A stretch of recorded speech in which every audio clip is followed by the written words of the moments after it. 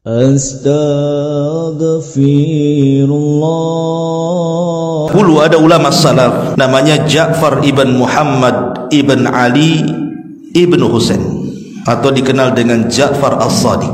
Dia putra daripada Muhammad ibn Ali, atau dikenal dengan Zainul Abidin, dan dia adalah putra daripada Husain, dan Husain putra daripada Ali, dan Ali putra daripada Abi Talib. Artinya silsilah Ahlul Bait. Ja'far ibn Muhammad ibn Ali ibn Husain ini, dia punya murid seorang ulama besar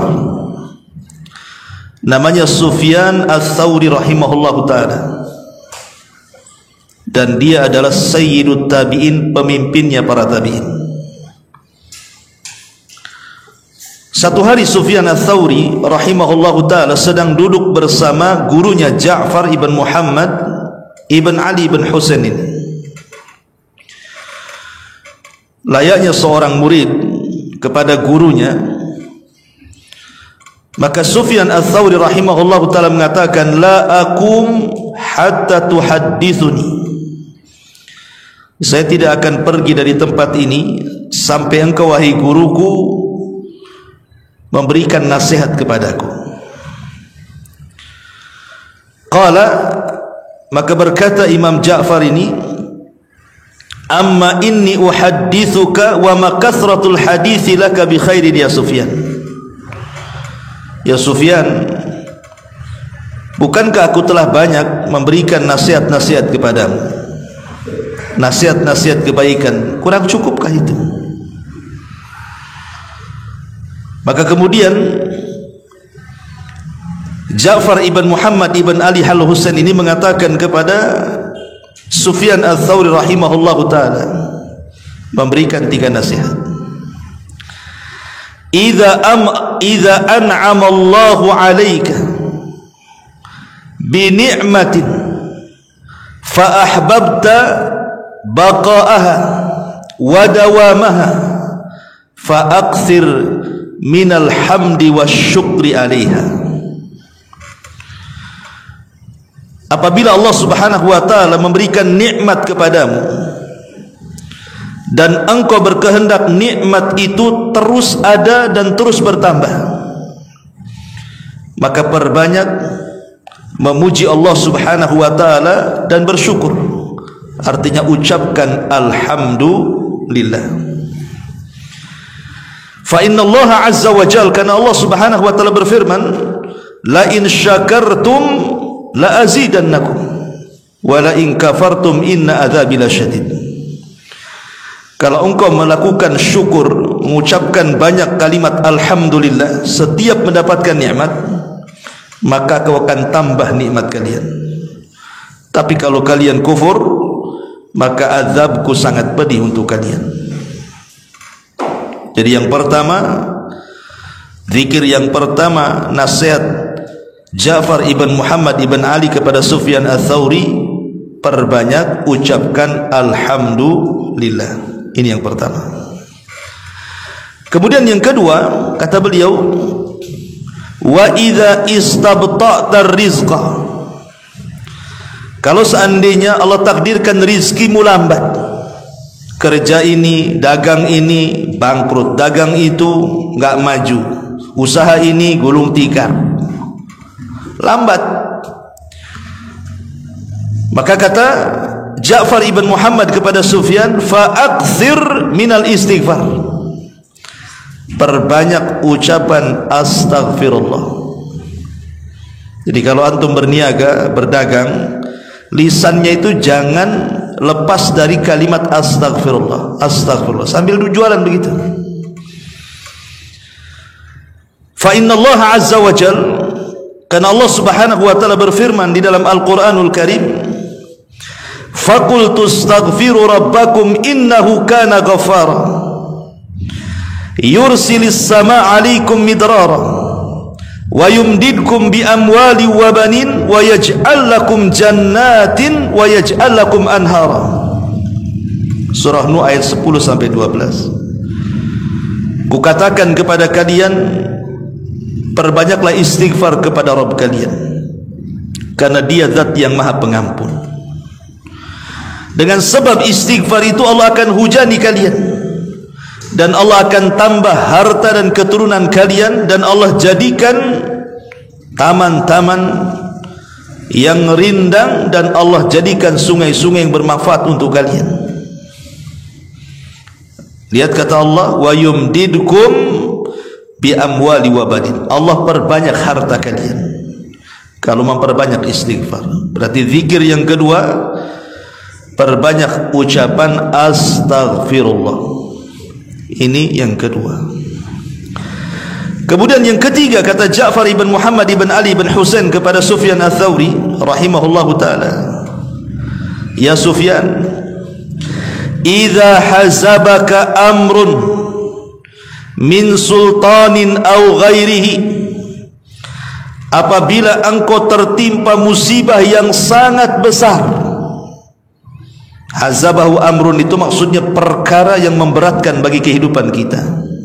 Ditimpa berbagai macam musibah, entah musibah kesehatan, entah musibah ekonomi, entah musibah dizalimi, disakiti, dan begitu seterusnya, baik dari penguasa yang menekan kita atau yang lainnya. Fa'aksir, maka perbanyaklah oleh engkau wahai Sufyan, ucapkan la haula wala quwwata illa billah. Tidak ada daya dan kekuatan kecuali milik Allah. Fa innaha miftahul faraji wa kanzun min kunuzil jannati. Karena la haula wala quwata illa billah adalah kunci untuk membuka setiap kesulitan, dan dia adalah simpanan-simpanan surga. Berarti yang ketiga ucapan la haula wala quwata illa billah. Yang pertama alhamdulillah, yang kedua astaghfirullah, yang ketiga la haula wala quwata illa billah. Wa qala, kemudian berkata Imam Sufyan al-Thawri, thalathun wa ayyu thalathin, alangkah indahnya, alangkah agungnya tiga perkara ini. Maka kata Imam Ja'far ibn Muhammad ibn Ali ibn Husain, dia mengatakan aqalaha wallahi Abu Abdillah waliyanfa'ahu Allahu biha wa bihi. Sungguh Sufyan telah cerdas, paham dengan kata-kataku, katanya. Semoga Allah memberikan manfaat dengan kalimat-kalimat itu. Ma'asyiral muslimin yang dimuliakan Allah Azza wa Jalla, dalam riwayat yang lain, nasihat Ja'far ibn Muhammad kepada Sufyan al-Thawri, dia mengatakan idza ja'aka ma tuhib, idza ja'aka ma tuhib, kalau datang perkara yang perkara itu sangat engkau sukai, datang kabar membahagiakan, datang harta membahagiakan, pokoknya apapun yang datang kepada kita dan itu membahagiakan kita, fa'aksir, perbanyak oleh engkau wahai Sufyan alhamdulillah, ucapkan alhamdulillah. Wa idza ja'aka ma taqrahu, tapi kalau datang perkara yang kau tidak suka, kau benci, enggak mau dengar, enggak mau menerima, fa'aksir, maka perbanyak ucapan la haula wala quwwata illa billah. Wa idza stabta'ta rizqa, tapi kalau rizkimu lambat, fa'aksir, perbanyaklah oleh engkau min istighfar, ucapan astagfirullah, astagfirullah. Baik, kita akan bentangkan. Ma'asyiral muslimin yang dimuliakan Allah Subhanahu wa taala, manusia sangat menghendaki tiga perkara: mendapatkan nikmat, dan kalau bisa nikmat itu bertambah, diluaskan rizki, dan kalau bisa diberikan kekayaan yang banyak. Yang ketiga, dihindarkan dari musibah, tidak tersentuh sakit, tidak ada masalah, hidupnya happy. Itulah manusia. Keinginan kita kan cuma 3 di dunia ini. Apa keinginan antum itu? Kecuali 3 perkara ini yang kita inginkan. Dapat nikmat, ya, nikmat apa saja. Istri nikmat, anak-anak nikmat, pekerjaan nikmat, kesehatan nikmat, bisa ke sana kemari nikmat. Nikmat itu banyak. Termasuk nikmat yang paling besar, nikmat Islam, nikmat iman, nikmat redha dengan pemberian Allah Azza wa Jalla, nikmat taubat, dan begitu seterusnya. Nikmat itu luas. Karena Allah Subhanahu wa taala mengatakan, wa in ta'uddu nikmatallahi la tuhsuha. Kalau engkau hendak menghitung nikmat Allah, enggak mungkin kehitung. Saking banyaknya nikmat Allah itu. Dan manusia itu paling suka mendapatkan nikmat dan tidak suka mendapatkan azab. Manusia itu paling suka mendapatkan nikmat kan. Antum dipuji, senang. Antum dicela, enggak mau. Ya. Antum untung dalam jualan, senang. Antum buntung dalam jualan, tak mau. Memang tabiat manusia itu ingin mendapatkan nikmat. Dan kalau bisa nikmat itu tetap dan bertambah. Yang kedua, manusia itu ingin diluaskan rezekinya. Kalau bisa usaha apa saja untung. Buka ini untung, buka itu untung. Ini buka ini buntung, buka itu buntung lagi kan. Saya buntang-buntung itu kan. Tak maulah manusia itu. Dan manusia tidak mau terkena musibah. Manusia itu tidak mau. Makanya kenapa kemudian orang baru menghargai kesehatan itu setelah dia sakit. Saya punya kawan satu orang dulu di masa mudanya dia tidak peduli dengan kesehatan, makan sembarang, kesana kemari menghabiskan uang poya-poya dan begitu seterusnya. Akhirnya sudah tua, umurnya sudah 60 sekarang. Penyakit banyak sekali, komplikasi di mana-mana. Bahkan setiap hari dia harus konsumsi obat. Kalau dia tidak mengonsumsi obat langsung pingsan. Baru dia terfikir, nasihati saya dan yang lainnya, jaga kesehatan Ustaz gitu. Jaga kesehatan Ustaz. Kalau saya tahu setua ini seperti ini, tentu dulu akan saya jaga kesehatan. Orang itu baru tahu nikmat sehat setelah dia sakit. Jadi orang itu kan tidak mau ditimpa musibah itu. Mana ada orang mau kena musibah? Enggak mau. Orang itu ingin mendapatkan nikmat, diluaskan rezekinya, dia jauhkan dari musibah kan. Lah di sini ada solusi. Kalau kita ingin mendapatkan nikmat dan nikmat itu didawamkan Allah, kalau kita ingin diluaskan rezekinya dan itu Allah luaskan rezeki kita dan dijauhkan dari musibah, di sini nasihat siapa? Ja'far ibn Muhammad ibn Ali ibn Husain kepada Sufyan Ats-Tsauri, lakukan 3 perkara, dawamkan 3 zikir. Pertama, kalau mendapatkan nikmat jangan diam saja, alhamdulillah. Yang kedua, kalau diuji usahanya masih gagal-gagal terus, berarti kurang istighfar itu orang itu. Dan yang ketiga, kalau kita dizalimi, disakiti, ada hal-hal yang tidak enak bagi kita, perbanyak kalimat la haula wala quwata illa billah. Pertama, ucapan alhamdulillah. Ucapan alhamdulillah itu ucapan yang ajaib ikhwan, karena semua makhluk mengucapkannya. Tidak manusia, tidak jin, tidak malaikat. Bahkan semua yang Allah Subhanahu wa taala ciptakan di alam semesta ini, kalau kita perdengarkan, Allah memperdengarkan tasbih mereka kepada kita, pasti kita akan mendengar mereka mengucapkan alhamdulillah. Mana dalilnya? Allah Subhanahu wa taala berfirman, wa in min kulli syai'in illa yusabbihuna bihamdihi walakin la yafqahuna walakin la tafqahuna tasbihahum. Tidaklah segala sesuatu yang Allah ciptakan kecuali mereka bertasbih dengan cara apa? Bihamdi, memuji Allah, mengucapkan alhamdulillah. Tapi engkau tidak tahu tasbih mereka. Jadi kalau seandainya pintu ini diperdengarkan dia bertasbih, maka pintu ini akan mengucapkan alhamdulillah. Jika kipas itu diperdengarkan tasbihnya, maka kipas itu akan mengucapkan alhamdulillah. Jika karpet ini diperdengarkan kepada kita, dia sedang bertasbih, tentu kita akan mendengar karpet mengucapkan alhamdulillah, dan begitu seterusnya. Jika antum mendengar suara ayam yang sedang bertasbih, tentu ayam itu akan mengucapkan alhamdulillah, dan begitu seterusnya. Jadi alhamdulillah itu ucapan yang semua makhluk mengucapkannya. karena di dalamnya adalah pujian dan pengagungan kepada Allah Subhanahu wa taala. Dan ucapan alhamdulillah itu masuk kepada semua orang. Orang sehat mengucapkan alhamdulillah, orang sakit mengucapkan alhamdulillah, orang kaya mengucapkan alhamdulillah, orang miskin mengucapkan alhamdulillah. Coba saja antum tanya, datang kepada orang kaya, "Cemana kondisinya?" "Alhamdulillah, bisnis lancar Ustaz." Ya kan? Datang kepada orang miskin, "Cemana kondisinya akhi?" "Alhamdulillah, masih bisa makan." Tetangga tak bisa makan. Datang kepada orang yang sehat, "Cemana kondisinya?" "Alhamdulillah bi khairin." Sehat, olahraga, alhamdulillah. Datang kepada orang sakit, "Cemana kondisinya akhi?" "Alhamdulillah, masih hidup. Kemarin stroke mati." Gitu.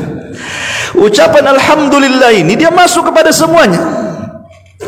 Dan ajaibnya adalah apa kata Hasan Al-Basri rahimahullahu ta'ala? Dia mengatakan, "Ma min rajulin yara ni'matallahi alaihi fayaqulu alhamdulillahi alladhi bi ni'matihi tatimmu salihat illa aghnahu Allahu wa zadahu min fadli." Apa kata Imam Hasan Al-Basri rahimahullahu ta'ala? Tidaklah seseorang ketika dia melihat nikmat Allah Subhanahu wa taala yang sampai kepadanya, dia pun mengucapkan alhamdulillah. Jadi tidaklah seseorang yang melihat nikmat Allah, antum diberikan kesembuhan, alhamdulillah. Berhasil dari operasi, alhamdulillah.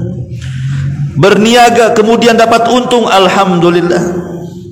Apalagi kalau kita pandai ini bersyukur, ikhwatu fiddin, muliakan Allah Subhanahu wa taala, ketika kita mendapatkan nikmat kemudian kita katakan alhamdulillahilladzi bi ni'matihi tatimmus shalihat. Segala puja dan puji hanya milik Allah, dengan nikmatnya sempurnalah amalan-amalan saleh. Apa kata Hasan Al-Basri? Illa aghnahu Allah, kecuali Allah akan memberikan kekayaan dan kecukupan kepadanya, wa zadahu min fadli, dan Allah akan tambah nikmatnya. Jadi kalau antum ya dapat istri satu, alhamdulillah, kira-kira ditambah kan? Ya. Kan la in syakartum la azidannakum, kalau engkau bersyukur ku tambahkan. Ya. Amin. Bapak-bapak yang di atas, innalillah wa inna ilaihi rajiun, yang di atas, yang ibu-ibu ya. Taib. Intinya bahwa lihat bagaimana Hasan Al-Basri mengatakan, kalau seseorang itu mendapatkan nikmat dari Allah, maka ucapkan alhamdulillah. Alhamdulillahilladzi bi ni'matihi tatimmu shalihat.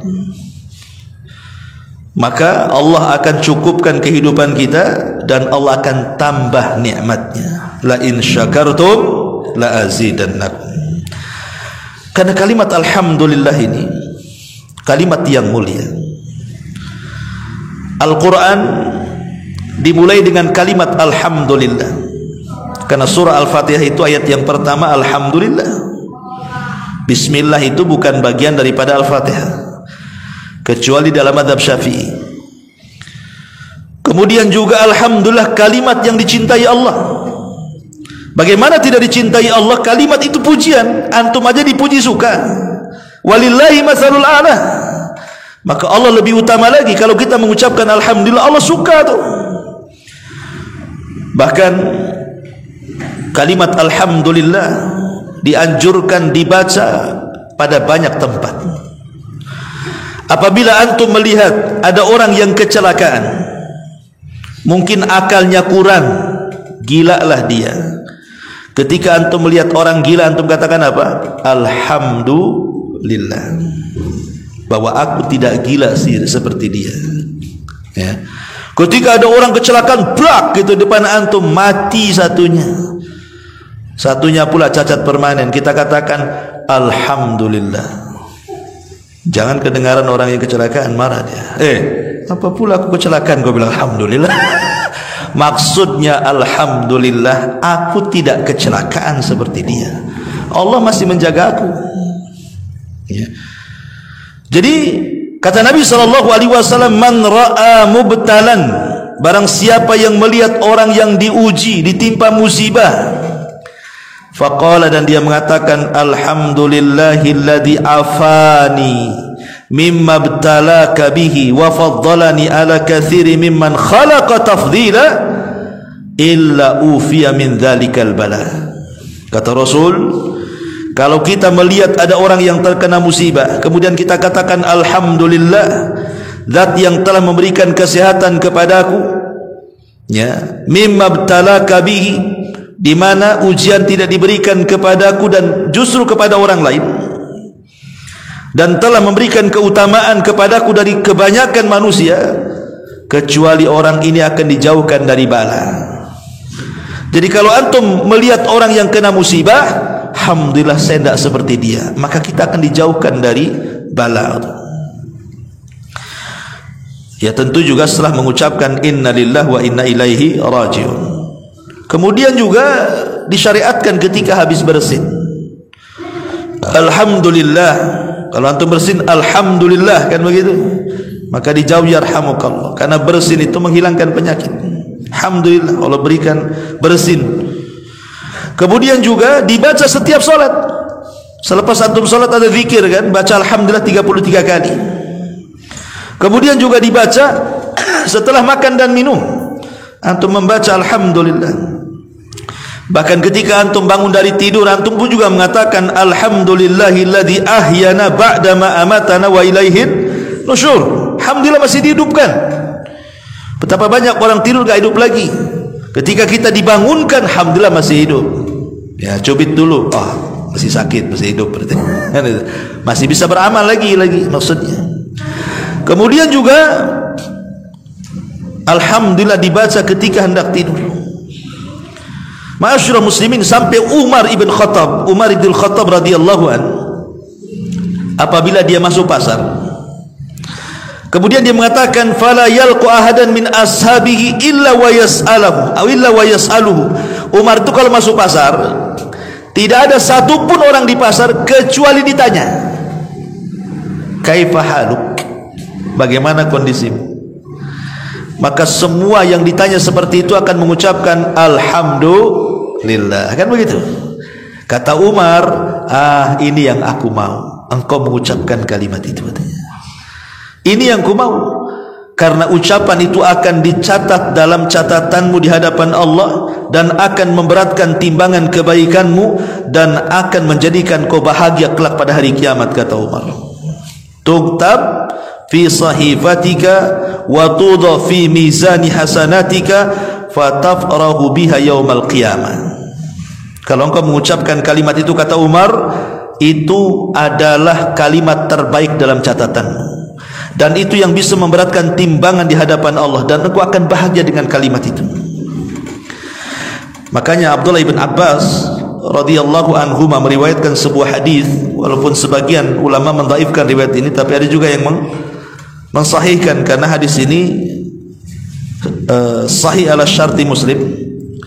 Awal ma yud'a ilal jannati alladina yahmadullaha fi sarra'i wal dharra. Manusia yang pertama kali dipanggil masuk surga. Jadi ketika manusia berjubel di pintu-pintu surga itu, maka Rasulullah SAW orang yang pertama kali masuk ke dalam surga, dan dia membuka pintu surga. Maka dari manusia yang berada di luar surga itu, yang pertama kali dipanggil untuk masuk ke dalam surga adalah orang yang banyak memuji Allah, baik dalam kesendirian ataupun dalam terang-terangan. Banyak mengucapkan alhamdulillah, alhamdulillah, alhamdulillah. Ma'asyiral muslimin yang dimuliakan Allah Subhanahu wa taala. Dari sini kata Imam Ibnul Qayyim rahimahullahu taala, apa kata beliau dalam kitabnya Jala'ul Afham? Wa ummati Rasulillah sallallahu alaihi wasallam humul hammadun yahmaduna Allah ala sarra'i wa dharra, wa salatu ummatihi muftatahatun bilhamdi, wa khutbatuhu muftatahatun bilhamdi, wa kitabatuhu muftatahatun bilhamdi, wa biyadihi lewa'ul hamdi yaumal qiyamah. walamma yasjudu baina yaday rabbih lisyafa'ati wa yu'dhan lahu fiha yahmadu rabbahu bimahamidi yaftahuha alaihi hina idzin. Apa kata Imam Ibnul Qayyim rahimahullahu taala? Umat Muhammad adalah umat yang banyak memuji Allah. Jadi umat Rasul adalah umat yang banyak memuji Allah. Mereka memuji Allah baik dalam kondisi senang ataupun susah. Dan solat umatnya, maksudnya solat 5 waktu, dimulai dengan kalimat alhamdulillah dalam doa iftitah, ya. Dan setiap khutbahnya juga dimulai dengan alhamdulillah, innal hamdalillah. Bahkan para ulama ketika mencatat kitab juga dengan memulai dengan alhamdulillah. Bahkan nanti Rasul akan membawa bendera alhamdu yaumal qiyamah pada hari kiamat, ketika dia sujud di hadapan Allah untuk meminta syafaat, kemudian diberikan syafaat, maka Nabi SAW akan memuji Allah subhanahu wa ta'ala. Intinya bahwa jangan lepaskan kalimat alhamdulillah. Ada sebuah hadis dari Aisyah radhiyallahu anha, ummul mukminin radhiyallahu anha, idza ra'a ma yasurruhu, kalau engkau melihat sesuatu yang membuat engkau senang, maka ucapkan alhamdulillahilladzi bi ni'matihi tatimmu shalihat. Tapi wa idza ra'a ma yakrah, kalau engkau melihat sesuatu yang engkau tidak suka, maka ucapkan alhamdulillah ala kulli halin. Dibedakan lafadznya ya. Kalau nikmat alhamdulillah, alhamdulillah bi alladzi bi ni'matihi tatimmu shalihat. Tapi kalau kita melihat yang tidak kita sukai, mungkin berupa musibah, maka kita katakan alhamdulillah ala kulli halin. Nah, begitu cara bacanya. Maka kalau kita terus memuja dan memuji Allah subhanahu wa ta'ala, maka nasihat Imam Ja'far ibn Muhammad ibn Ali ibn Husain ibn Ali kepada Sufyan al-Thawri rahimahullahu ta'ala, apabila engkau melihat nikmat Allah yang Allah anugerahkan kepadamu dan engkau ingin nikmat itu tetap dan bertambah, maka ucapkan alhamdulillah. Ini yang pertama. Yang kedua, kata beliau, apabila lambat rizkimu, usaha ini tidak maju-maju, usaha itu juga tidak maju-maju, buka ini bukan bentang tikar gulung tikar, pokoknya susah, mau dapat rizki itu susah, ya. Maka kata Hasan al-Basri, kata Ja'far ibn Muhammad ibn Ali ibn Husain kepada Sufyan al-Thawri, fa'akthir minal istighfar, perbanyak oleh kalian membaca istighfar, astaghfirullah. Abu Musa radhiyallahu an, Abu Musa al-Ash'ari radhiyallahu, seorang sahabat Rasul, dia mengatakan, kana lana amanani dhahaba ahaduhuma wa huwa qaulur rasul fina wa baqiyal istighfar ma'ana fa idza dhahaba halakna, kata dia. Ketika beliau Abu Musa al-Ash'ari radhiyallahu an memberikan catatan kepada surah Al-Anfal ayat 33, apa bunyinya? Wa ma kana Allahu liyu'adzibahum wa anta fihim wa ma kana Allahu mu'adzibahum wa hum yastaghfirun. Allah tidak mungkin mengazab mereka selama engkau wahai Muhammad hidup di tengah-tengah mereka, dan Allah tidak akan mengazab mereka selama mereka masih beristighfar kepada Allah Azza wa Jalla. Jadi Allah tidak mengazab sebuah kaum kalau Nabi hidup di situ, dan Allah tidak mengazab sebuah kaum kalau kaum itu rajin beristighfar. Apa kata Abu Musa al-Ash'ari radhiyallahu, dia mengatakan, kami memiliki dua keamanan. Yang pertama keberadaan Nabi, dan yang kedua tetapnya istighfar. Apabila dua-duanya hilang, hancurlah kami. Sekarang keamanan itu tinggal satu, karena kita tidak hidup di zaman Nabi. Kalau kita hidup di zaman Nabi, kita akan mendapatkan keamanan karena Nabi hidup di tengah-tengah kita. Tapi Nabi sudah meninggal. Berarti hilanglah keamanan yang pertama. Berarti tinggal keamanan yang kedua. Apa itu? Istighfar. Selama kita istighfar, maka kita aman. Aman dari azab Allah, aman dari siksa Allah, aman dari musibah, aman dari segala-galanya. Dan keamanan itu nikmat Allah terbesar. Nikmat aman itu nikmat Allah terbesar. Makanya amanah diambil dari kata-kata aman, karena dengan amanah itu terciptalah keamanan. Orang kalau hilang amanah, menjadi khianat. Suami nggak aman sama istrinya, istri kemana pusing dia, nggak aman. Ya, nanti terbalik juga, suami kemana istri juga tak aman, karena hilang amanah. Ya kan? Orang tua tidak aman dengan anaknya karena hilang amanah. Rakyat tidak merasa aman dengan pemimpinnya karena hilang amanah. Dengan tetangga tidak merasa aman karena tidak amanah. Kan begitu ya? Jadi keamanan itu sesuatu yang menenangkan hati. Makanya amanah diambil dari kata aman, karena kalau tegak amanah pasti aman. Akan merasa aman kalau orang amanah semuanya kan. Ma'asyiral muslimin, rumah antum tinggal, apa-apa nggak ada yang nyuri kok, semua amanah. Tapi kalau lingkungan itu tidak aman, banyak pencuri Ustaz, kerjasama dengan satpamnya pula, nggak amanah. Pusing kita ini, mau pergi aja pusing kan, padahal sudah digembok, sudah diteralis lagi kan rumahnya itu, tetap juga taburi garam. Jadi ada orang kalau sudah tidak aman itu seperti itu, was-was hidupnya kan. Lah salah satu mendapatkan keamanan itu adalah dengan cara memperbanyak istighfar. Ma'asyiral muslimin yang dimuliakan Allah Azza wa Jalla, lah di antara fungsi istighfar yang dinasihatkan oleh Imam Ja'far kepada Sufyan Ats-Tsauri ini adalah apabila telat rizkimu, maka perbanyak istighfar. Apa kata Hasan Al-Basri dalam ucapan beliau?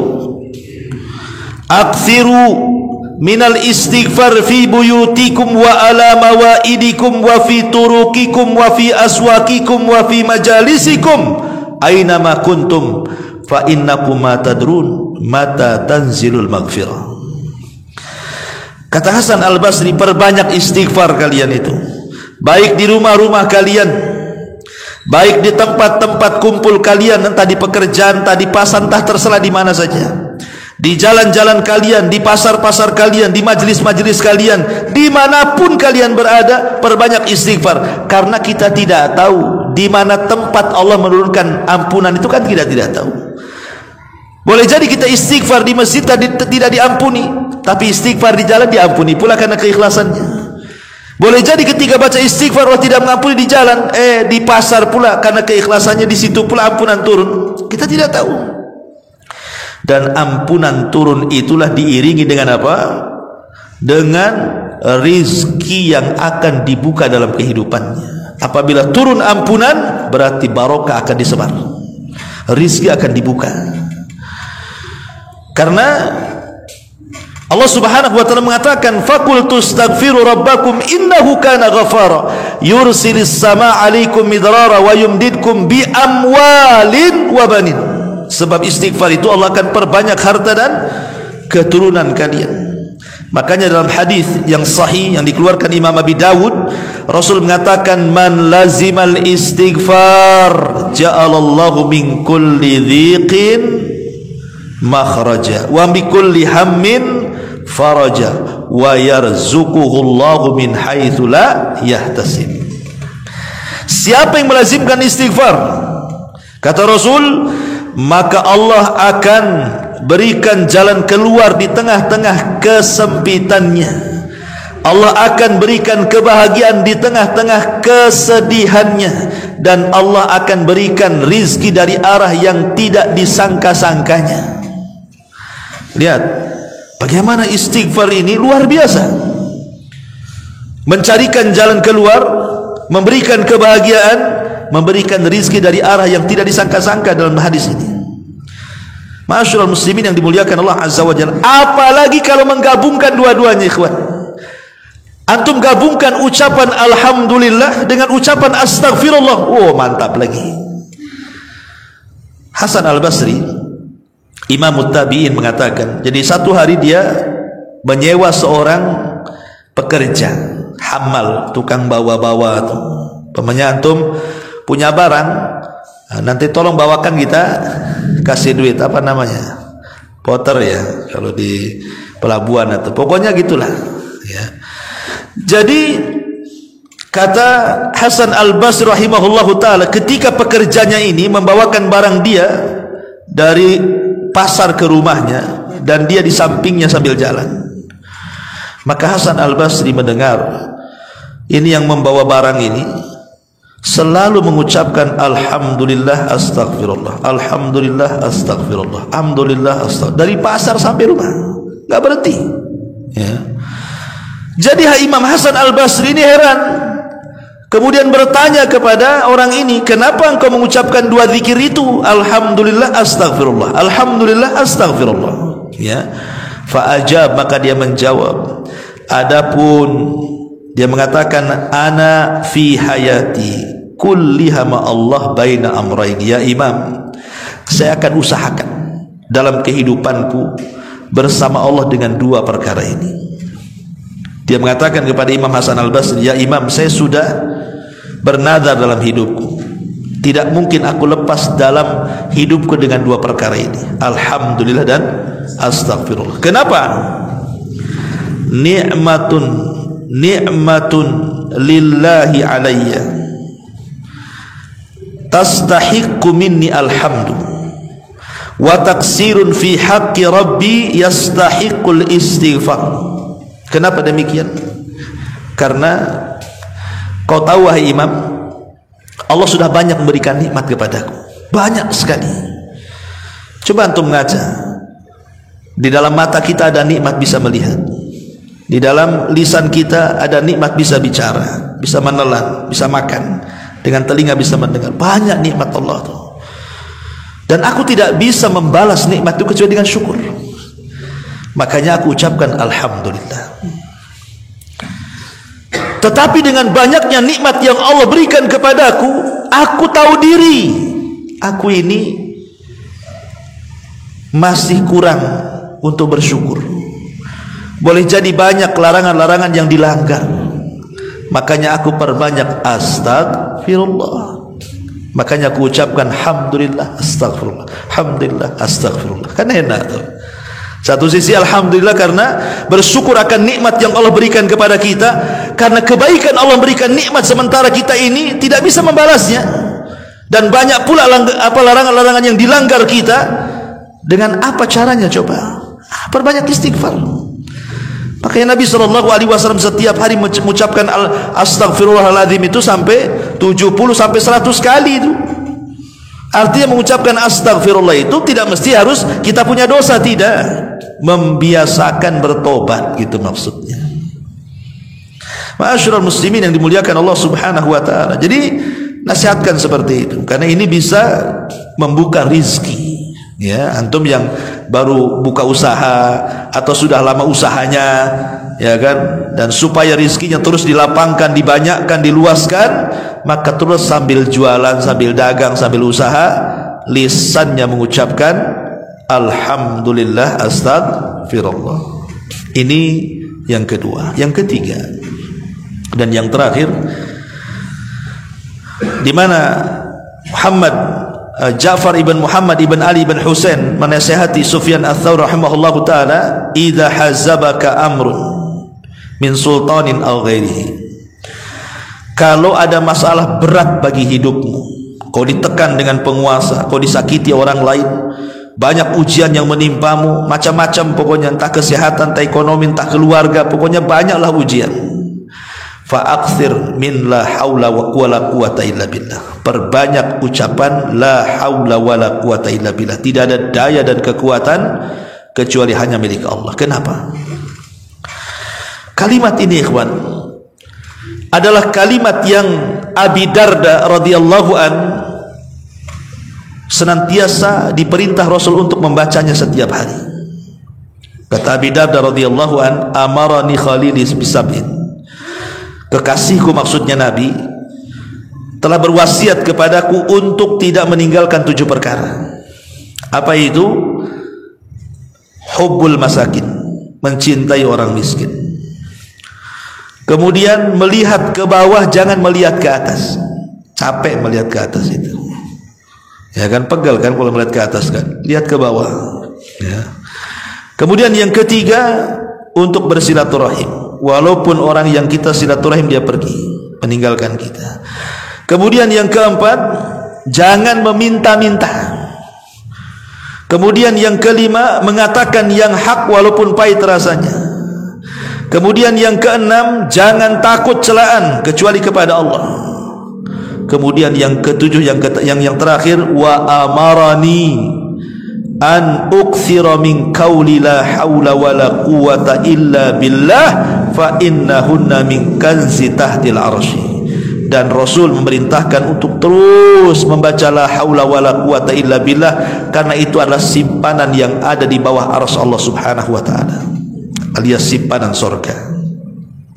Kenapa kalimat ini kalimat ajaib, ikhwan? La haula wala quwata illa billah ini.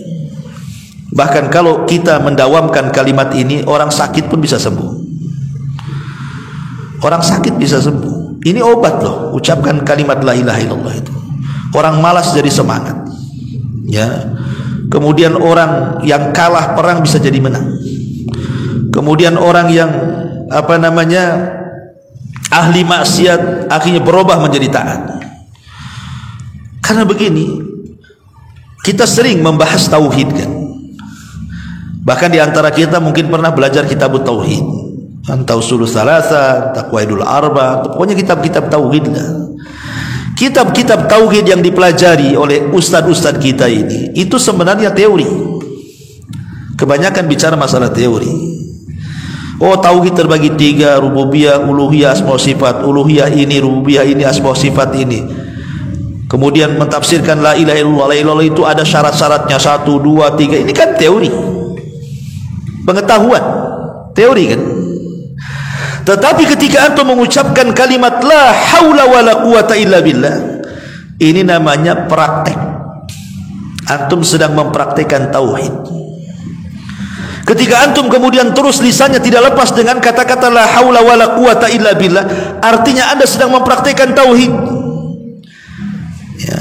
Dengan lisan kita sedang mempraktekkan tauhid, dan dengan hati kita sedang mempraktekkan tauhid yang berupa afdalut tauhid at-tawakkul, tawakal. Karena kalimat la haula wala quwata illa ini gabungan dari 2 kata. Iyyaka na'bud, iyyaka nasta'in, iyyaka na'bud, dan juga ucapan Nabi Allah Ibrahim alaihi salatu wasalam, hasbunallahu wa ni'mal wakil. Satu sisi kita menyandarkan ubudiyah kita kepada Allah, bahwa tidak ada daya dan kekuatan kecuali milik Allah, tauhid. Tapi sisi lain kita mengakui bahwa memang tidak ada tempat berlindung, tidak ada tempat pertolongan, tidak ada tempat bersandar kecuali kepada Allah. Siapa lagi? Karena kalimat ini adalah kalimat yang bisa merubah segalanya, dari yang lemah kepada yang kuat, dari yang tadinya sulit untuk melakukan ketaatan karena gemar maksiat akhirnya jadi taat, dari malas ke semangat, dari kalah ke menang, dari macam-macam, karena tidak ada daya dan kekuatan kecuali milik Allah Subhanahu wa taala. Makanya ada seorang syekh bercerita, ikhwan, ada seorang syekh bercerita di Riyadh. Jadi ada seorang tujar di Riyadh itu, seorang pedagang, dulunya sukses, ya, pedagang sukses. Allah takdirkan pedagang ini bangkrut, bangkrutnya, habis modalnya, hutang di mana-mana. Akhirnya kepikiran, sakit pula dia. Kan begitu orang yang bangkrut, stres, akhirnya kemudian sampai kepada sakit. Kemudian dia datang kepada salah satu masyayikh, kepada salah satu ulama yang ada di sana. meminta nasihat gitu ya. Apa yang harus dia lakukan, amalan apa yang harus diamalkan. Datanglah dia kepada salah satu ulama.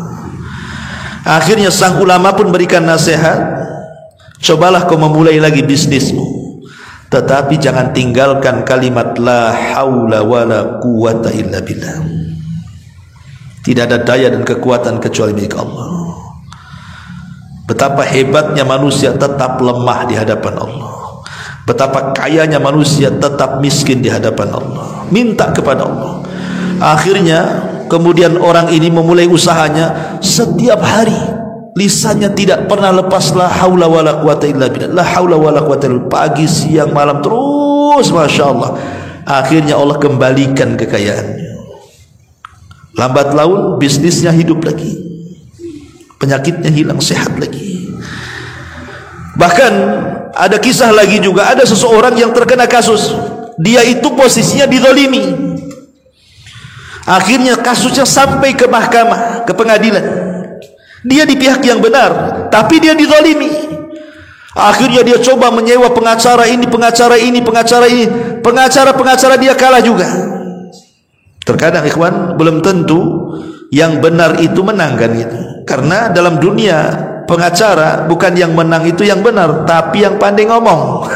Kalau pandai ngomong kan gitu ya, dia menang. Pandai memutar pasal-pasal karet bukan, ada pandai menang tuh, bayar saksi pandai menang. Padahal dia tidak benar. Jadi akhirnya dia itu sudah kepepet gitu ya. Dia di pihak benar tapi kok kemudian dipojokkan terus dalam mahkamah itu. Dengan pengacara lawannya, datanglah dia kepada salah seorang syekh, meminta nasihat, gimana caranya supaya saya menang dalam perkara, karena saya di pihak yang benar. Maka syekh itu atau ulama, sang ulama pun memberikan nasihat, perbanyaklah ucapkan la haula wala quwata illa billah. Ingat, sehebat apapun hakim, tetaplah hakim. Dia manusia, dia lemah. Allah jauh lebih kuat dibandingkan dia. Betapa hebatnya sang pengacara, ngomong sana sini, tetaplah dia manusia, dia makhluk yang lemah. Allah lah yang kuat. Perbanyak kalimat la haula wala quwata illa billah. Akhirnya dia terus membaca sampai setiap persidangan, akhirnya datang keajaiban. Allah singkap siapa yang benar, siapa yang salah. Kekuatan siapa yang menyingkap itu kalau bukan kekuatan Allah? Itulah la haula wala quwata illa billah. Makanya kalimat ini dianjurkan dibaca di banyak tempat karena saking agungnya. Seperti kalau antum keluar dari rumah, antum membaca bismillahi tawakkaltu ala Allah la haula wala quwata illa billah. Kalau antum baca seperti itu, kata Rasul, hudita wa kufita wa wukita fatatanaha lahu syayatin, katanya. Engkau akan dicukupi rizkinya hari itu, engkau akan diberikan hidayah, engkau akan dijaga, setan gak akan menyentuhmu, ya. Ya. Kemudian juga dibaca ketika bangun dari malam hari.